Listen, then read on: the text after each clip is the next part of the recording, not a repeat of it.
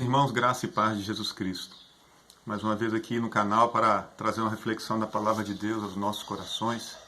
Nesta ocasião eu gostaria de ler com você uma porção das Escrituras que está no Evangelho de João, no capítulo 4, dos versos 43 ao verso 54, que nos diz: Passados 2 dias, partiu dali para a Galileia, porque Jesus mesmo testificou que um profeta não recebe honra na sua própria pátria. Assim, pois, que chegou a Galiléia, os galileus o receberam, porque tinham visto todas as coisas que fizera em Jerusalém na ocasião da festa. Pois também eles tinham ido à festa. Foi então outra vez a Caná da Galileia, onde da água fizera vinho. Ora, havia um oficial do rei, cujo filho estava enfermo em Cafarnaum. Quando ele soube que Jesus tinha vindo da Judéia para a Galileia, foi ter com ele, e lhe rogou que descesse e lhe curasse o filho, pois estava à morte. Então Jesus lhe disse: Se não virdes sinais e prodígios, de modo algum crereis. Rogou-lhe o oficial: Senhor, desce antes que meu filho morra. Respondeu-lhe Jesus: Vai, o teu filho vive. E o homem creu na palavra que Jesus lhe dissera e partiu. Quando ele já ia descendo, saíram-lhe ao encontro seus servos e lhe disseram que o seu filho vivia. Perguntou-lhe, pois, a hora que começara a melhorar, ao que lhe disseram: Ontem, a hora 7ª, a febre o deixou. Reconheceu, pois, o pai ser aquela hora mesma em que Jesus lhe dissera: O teu filho vive, e creu ele toda a sua casa. Foi esta a segunda vez que Jesus, ao voltar da Judéia para a Galileia, ali operou o sinal. Ó Deus, fala-nos por esta palavra, iluminando nosso entendimento e produzindo, Senhor, fé no nosso coração, em nome de Jesus. E nós estamos agora, queridos, diante de mais um relato de algo sobrenatural realizado por Jesus Cristo. Nós estamos diante de mais um dos seus milagres. Jesus aqui cura a distância, sem nenhum contato sequer com o doente, através apenas de sua palavra de poder e de autoridade. O poder de Jesus não conhece distâncias. A geografia não impede o poder de Jesus de operar na minha, na sua vida. Jesus não é limitado por nenhuma barreira geográfica, porque sendo Ele o próprio Deus, Ele é todo poderoso, Ele é onipotente. E isso nos anima grandemente na medida que nós sabemos que podemos contar com um Deus assim. Um Deus que não tem limite seu poder para nos socorrer e para nos ajudar. E de igual forma também hoje, assim como aquele homem, nós também temos as nossas enfermidades, as nossas dificuldades, os nossos problemas. Coisas que precisam urgentemente do tratamento e da intervenção sobrenatural do nosso Senhor. Ainda que esses problemas, essas enfermidades, nem sempre necessariamente sejam algo de ordem físico, mas elas atingem todas as áreas do nosso ser, todos os aspectos. Mas ainda assim Jesus continua sendo dono de todo poder e igualmente, ainda hoje, gracioso, compassivo para nos socorrer. E eu quero analisar rapidamente a história desse milagre e como ela pode ajudar também nossa relação com Jesus, nos nossos problemas, nas nossas dificuldades, porque também temos a necessidade da intervenção, do milagre, do toque de Jesus sobre a nossa vida. Lá nos versos 43 aos versos 45, algo me chama a atenção. A Bíblia diz que Jesus partiu para a Galileia e ele estava ali em Nazaré e ele disse que não foi bem recebido na sua própria pátria, e aí aquele bordão que diz: não há um profeta sem honra senão na sua própria terra. E quando ele chega na Galileia, segundo o texto, lá no verso 45, o povo da Galileia recebe Jesus. E isso é uma coisa que eu gostaria de chamar a atenção. O milagre, a intervenção de Deus, ele começa a ser desenhado na nossa vida a depender do tipo de recepção que nós damos a Jesus em nossas vidas. Jesus foi recebido pelos galileus, ele foi bem recebido, foi recepcionado. Houve receptividade por parte daquele povo para com a pessoa de Jesus. Situação bem diferente, totalmente adversa do que ele enfrentou em Nazaré, na cidade onde ele cresceu. Lá ele foi rejeitado pelos seus concidadãos. Lá ele foi desprezado. Lá as pessoas não creram nele. E a Bíblia diz que ali onde ele não foi bem recebido, ali onde ele foi desprezado, ele não operou muitos sinais. Você pode conferir isso lá em Lucas capítulo 4, a partir do verso 16. Jesus não operou muitos sinais, muitos prodígios, por conta da incredulidade, pela falta de receptividade daquele povo. Agora, em Caná da Galileia, foi totalmente diferente. Lá no Evangelho de João, no capítulo 2, A Bíblia diz que o primeiro sinal que Jesus fez foi justamente nessa região, numa festa de casamento. Não sem razão, a cidade de Caná, que Jesus realizou seu primeiro milagre, transformando a água em vinho, foi um alvo da operação divina. Nazaré, ao contrário, representa todos aqueles que não recebem Jesus. Nazaré representa aqueles que rejeitam Jesus, ao passo que Caná representa aqueles que aceitam Jesus, aqueles que convidam Jesus para um lugar de honra. E aí eu lhe faço uma pergunta: quem você é? Você é Caná da Galileia ou você é Nazaré? Essa pergunta precisa ser bem entendida por nós.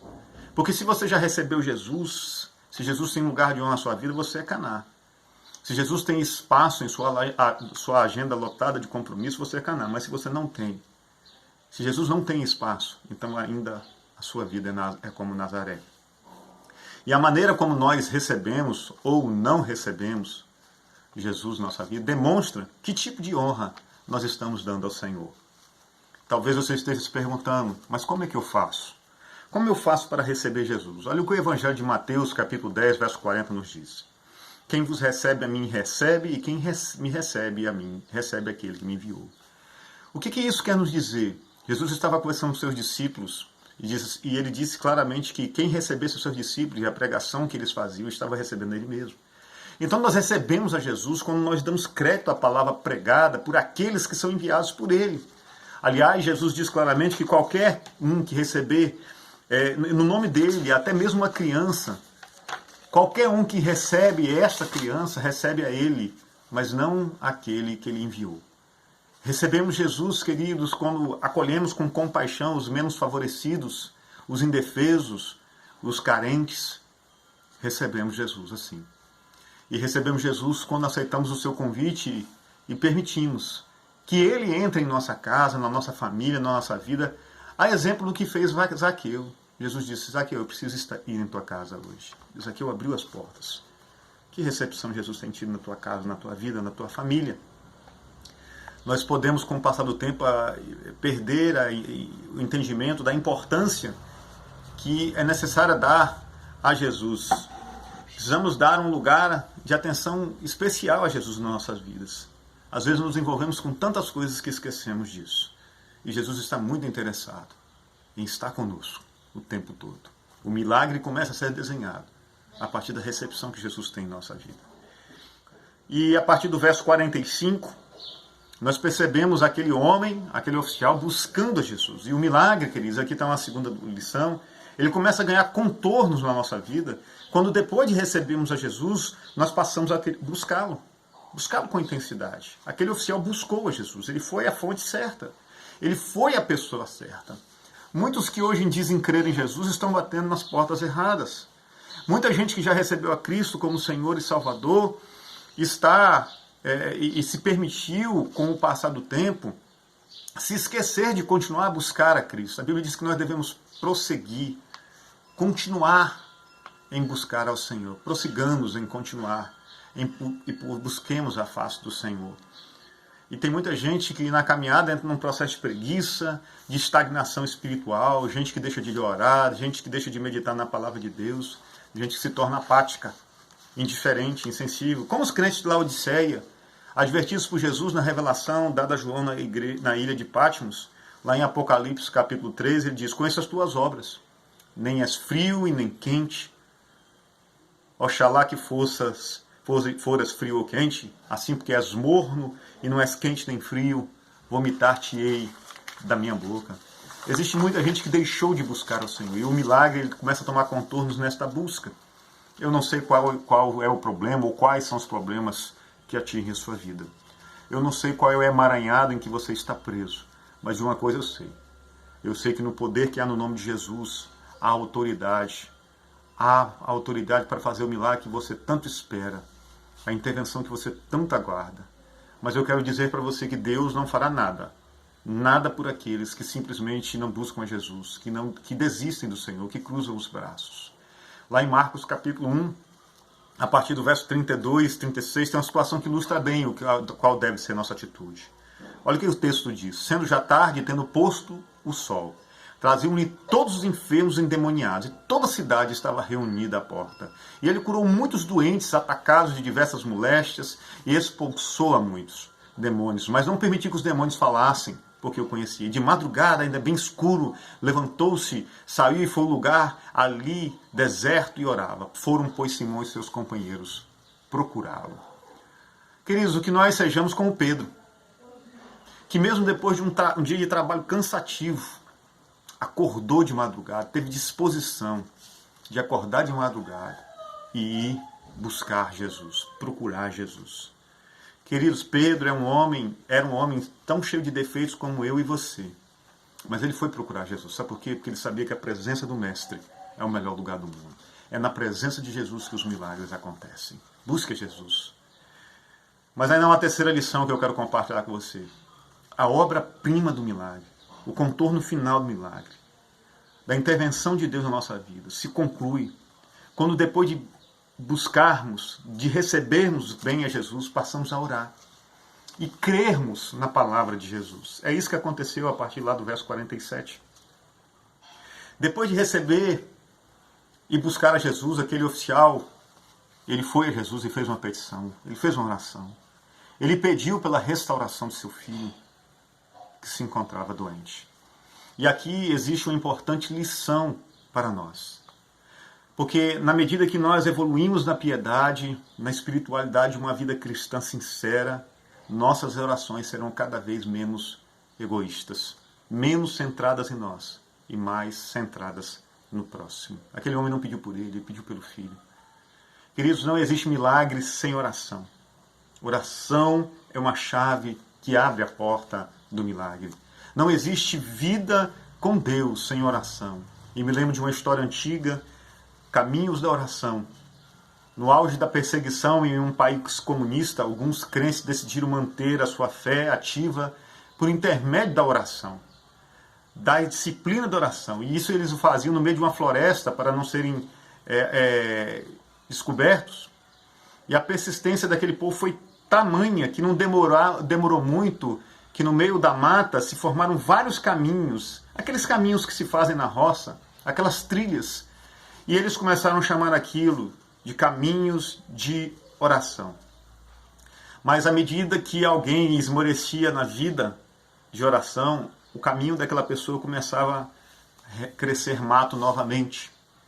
Ao passo que depois de algum tempo, quando um irmão em Cristo encontrava aquele, perguntava: querido, o seu caminho de oração está cheio de mato.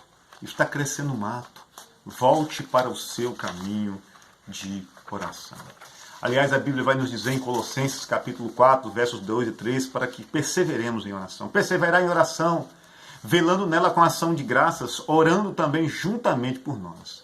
E eu lhe pergunto, como está o seu caminho de oração? Será que tem muito mato nele também? Será que não está na hora de fazer uma limpeza nesse caminho? Queridos, e aqui eu concluo. É interessante que você note que, apesar da pequena fé daquele homem, Jesus até censura ele: olha, se vocês não virem sinais e prodígios, jamais crerão. Jesus ainda assim operou o milagre.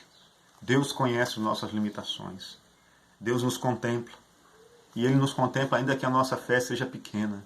E Ele vai dizer isso em Mateus capítulo 17, verso 20. A nossa fé nem precisa ser grande. Disse-lhes Ele: por causa da vossa pouca fé, pois de verdade vos digo que se tiverdes fé com uma grão de mostarda, direis a este monte: espada daqui para colar, e ele há de passar, e nada vos será impossível. A verdadeira fé, ela é provada pela obediência. Quem tem fé, obedece. Aquele homem creu na palavra de Jesus e por isso partiu para junto de seu filho, como nos diz o verso 50. Nossa geração hoje experimenta pouco do poder de Deus, do mover de Deus, dos milagres do Senhor. Porque apesar de termos uma boa teologia, um bom ensino sobre fé, nós temos uma grande dificuldade com o princípio da obediência. Se aquilo que nós dizemos crer da palavra de Deus fosse obedecido integralmente por nós, nós ficaríamos maravilhados com o agir de Deus em nossas vidas. É preciso, queridos, obedecer antes do milagre acontecer. Aquele homem obedeceu a Jesus antes mesmo de ter notícias da cura de seu filho. Ele esteve a caminho antes mesmo da cura. Ele e toda a sua casa, diz o verso 53, se entregou a Jesus. Aliás, o maior milagre de Deus nunca será uma cura, nunca será a restauração do casamento, Nunca será a restauração da vida financeira ou até mesmo uma ressurreição de um morto. O maior milagre de Deus sempre será a salvação da alma do pecador. Todos os milagres de Deus são mensagens dramatizadas do poder de Deus para que creiamos que Jesus Cristo é o Senhor, Ele é o verdadeiro Deus, Ele é o Salvador. Talvez eu fale para você hoje, você que está na expectativa de um milagre. Deixa eu lhe dizer algo, se Deus fizer um milagre em sua vida, e este milagre não lhe levar aos pés do Salvador, você não ganhou uma bênção, você desprezou uma grande oportunidade. Se você ainda não tem Jesus como Senhor e Salvador de sua vida, ore. Ore ao Senhor entregando a sua vida e reconhecendo Ele como Senhor e Salvador de sua vida hoje mesmo. Porque este é o maior milagre. E Ele vai desencadear todos os outros milagres de Deus na sua vida. Tudo aquilo que você precisa. Que Deus abençoe a sua vida, a sua família. E enche de graça, em nome de Jesus.